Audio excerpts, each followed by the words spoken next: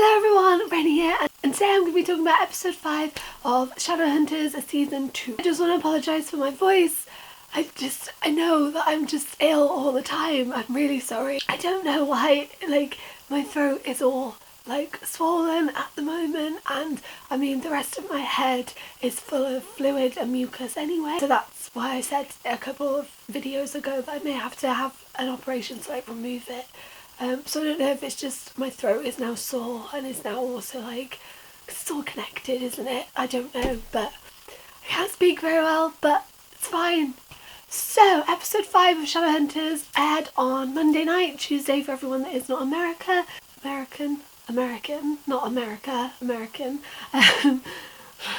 I'm also delirious apparently. Before I get into the spoilery section, I just want to say that I actually really did enjoy this episode. It felt like a solid episode of a show.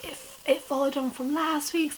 It had a solid plotline. It had different individual stories that were going on that were all kind of connected, and it just really worked for me. It was probably one of the ones that I'd enjoyed the most out of the whole 2 seasons so far. So I would give this episode 8 out of 10, 7/8 out of 10. I really enjoyed it. That was the non-spoilery stuff. If you have not seen episode 5 yet, then please go watch it because I don't want to ruin it for you. But if you have, then stick around. So this episode carried on from last week's, where obviously we had the demon attack on the Institute and Jocelyn was killed. All the promos for this week's episode were is Clary going to bring her back to life?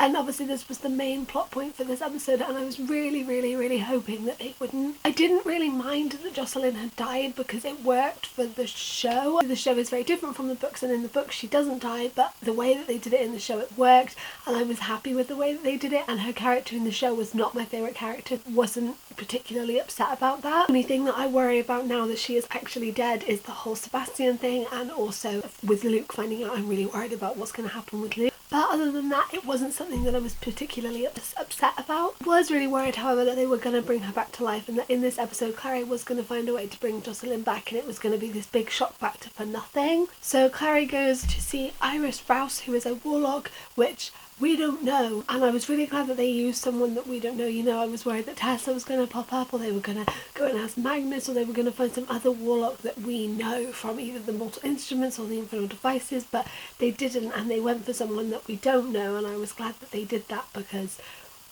I didn't want Tessa or Katerina to be involved with this whole situation. Clary goes to see Iris, and she says that she can help bring her mum back. She shows her that she can bring this crow back to life, which was just really dodgy. It was it was set up ready to happen. I did not trust it for a second. That scene happened and I was like, she is dodgy, she is trying to set this up, she knows. And then she tells Clary that she can owe her a favour, and you don't owe warlocks favours.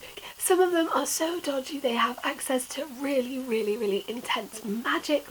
Clary, don't do this. And then she does it, she does this blood oath, and I was just no. Alec goes with her the second time when she takes back a lock of Jocelyn's hair, and I really liked Alec. He was big brother protective Alec over Clary, and I really liked that.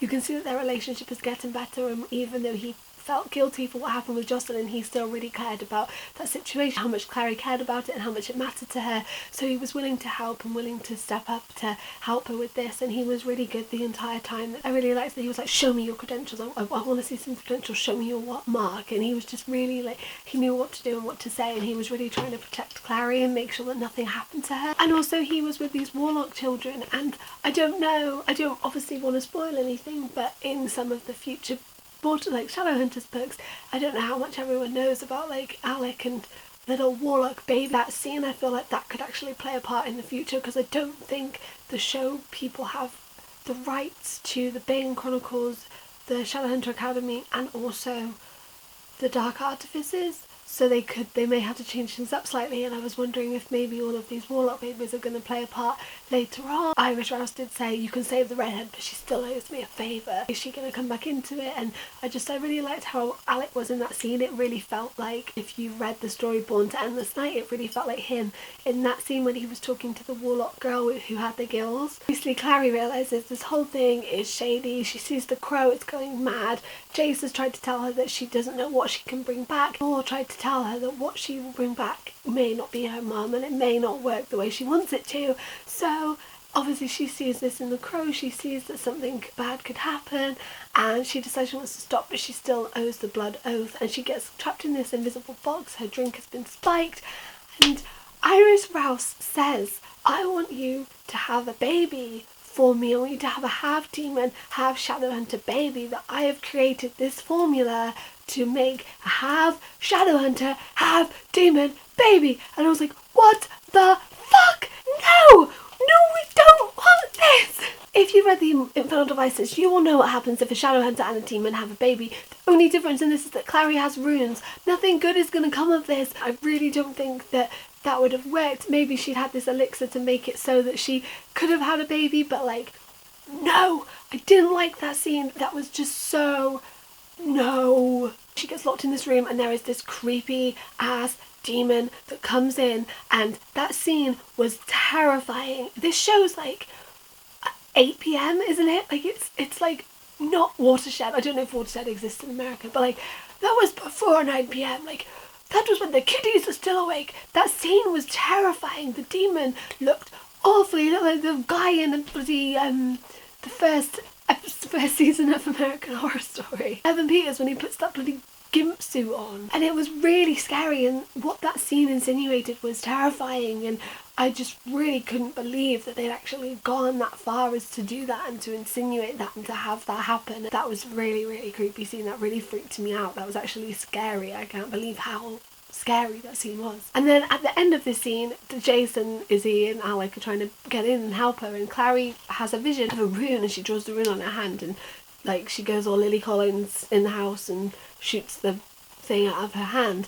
And I really like that they brought back the fact that Clary can create runes, that she has this power, because that was totally forgotten about. And Shadowhunters does this thing where they think about things, they make it relevant in an episode, and then it doesn't become relevant later on. And Clary being able to create runes and draw in the pictures and pull things out was a very, very, very unique gift, and something that people can't do. So I really, really like the fact that they brought that back, and I'm hoping that they continue to do that in the future episodes. So the other scenes that we have in this, we have a scene between Magnus and Alec, and Magnus is talking to Alec because he's on the roof and he doesn't want to go into the institute. Magnus is trying to help him, and he's saying, you will do the right thing, you know what is the right thing, and this wasn't your fault. And I feel like at this moment the only person that properly gets through to Alec is Magnus, because he treats him in a way that's different from everyone else. I really just like the scenes between Magnus and Alec recently. I just really think that their relationship is really coming together the way that I like it to be, and that the way that they understand each other, and it's really, really, really good. But I also really like the scene between Jason and Alec, which was one of the opening scenes of the show, where Alec is shooting arrows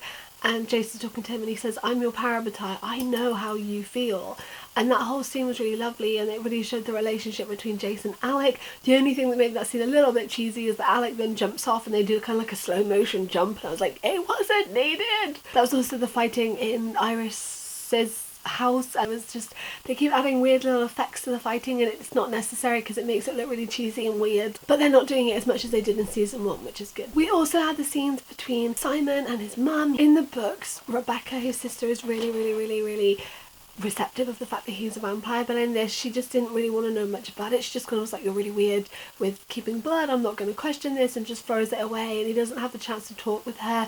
And then his mum as well, like, her reaction is completely different. I think in this she's going on the route of thinking that he's a little bit mad. We saw her walking on him eating the rat, and then we didn't see anything after that, but obviously she was on the phone to the doctor and she was acting as though, yeah, I believe you, before she saw him with the rat, because I think she thinks that he's just gone a little bit mad and that he's making these things up, or he really thinks it, but it's not true. Her reaction was completely different, and she was really calm about the fact that he had blood in his room and he was doing these things, and I just don't know if a parent would act that calm. It's a very religious family, they're a very Jewish family, and I feel like if you found blood in your son's room, you're not just going to be like that chill about it. Probably not. But you could see the relief on Simon's face when he came and told her, and you could really see that it was something he'd been struggling with, and I think that he really felt like Simon in those scenes. Some of the lines were really funny. When his mum says to him, Simon, have you joined another cult? And he's like, for the last time, World of Warcraft is not a cult. And she's like, do you sleep in a coffin? And he's like, no, it's a canoe. But it was just the lines and the way he was delivering them felt very Simon, and I really like Alberto's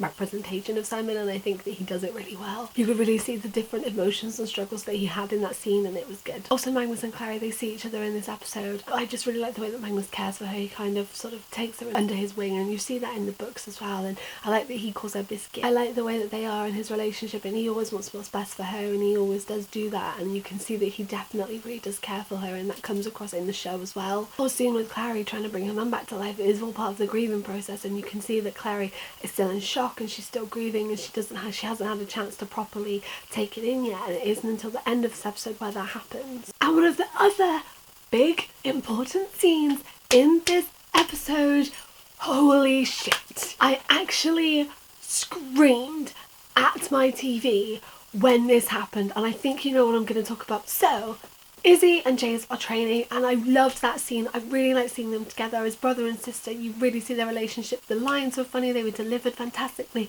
It was back and forth. They mentioned Izzy not being able to cook, Jace, and just all these things, and I really loved that scene. It was probably one of my favourite scenes of the whole episode. In the last episode, Clary stabbed Izzy to get the demon out of her, and Izzy has still got this injury on her shoulder. Jace tells her that they're going to go to see the Iron Sisters, and Izzy says, I've always wanted to go see the Iron Sisters, I always want to go, I've always wanted to see them, they're amazing, so I want to lead this mission. And Jace says, well, Aldertree's not going to let you if you're still injured. You need to go and get it checked out. So she doesn't. She goes to Aldertree, and why she doesn't, I'll never know, but she goes to Aldertree and says, I want to lead this mission, and he says, I can't let you go if you're still hurt. So he checks out the injury and says he's got something to give her that will help.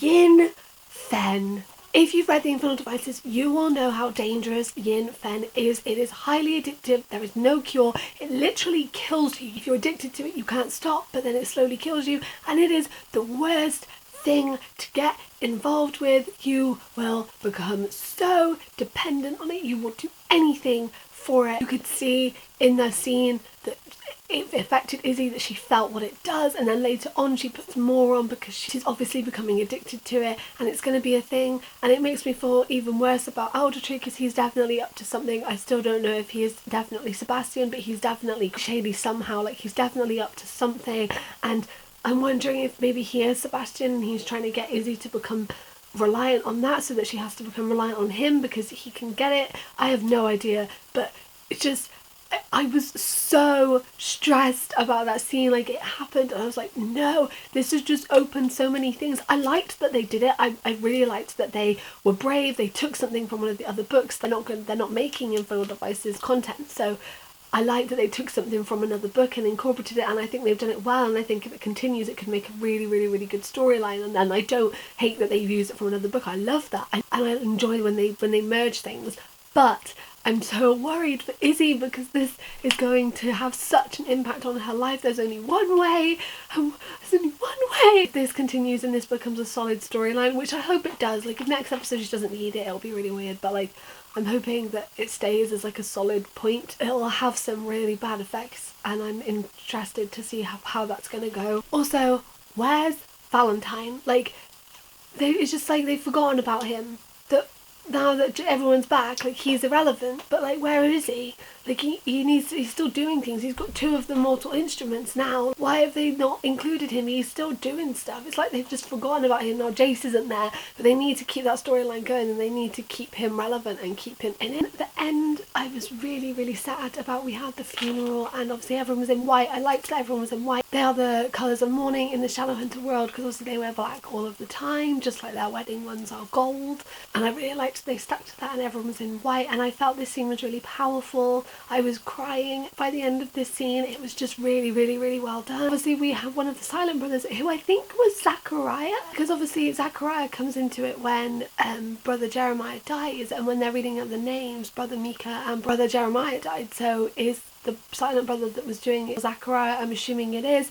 If so, we got Izzy, who's taking the Yin Fen, and we got Brother Zachariah, who's now involved in the world and is now come into it, if it is him. And I'm wondering if that will have some parallels, because I'm so stressed about this. And then we have Clary and Jace, and there's that really nice scene where Jace walks up to her as she's walking into the room, And she says, I can't do this. And he says, yeah, you can, just don't let go of me. And it's this really lovely moment where he's there for her and they feel like the Clary and Jace that they haven't felt like for a really long time. And then they're saying the names of the people that have died and Clary can't even get Jocelyn's name out. And at that moment I just lost it and I just started crying and I was just sobbing and I was just such a mess. And then she kind of just falls into Jace and it feels as though everything that's happened in the past episode had just hit her all at once and she just couldn't hold the weight of everything. And that scene was really well done by Kat and it was so emotional. It made me feel so many things.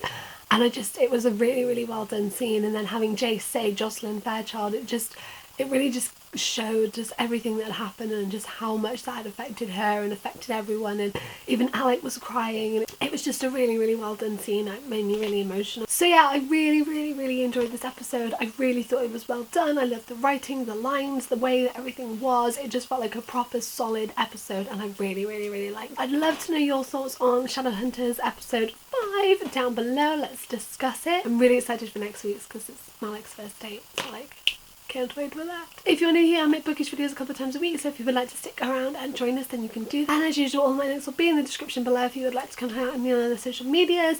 Thank you guys for watching. I hope you're doing really, really, really well, and I will see you next time. Goodbye.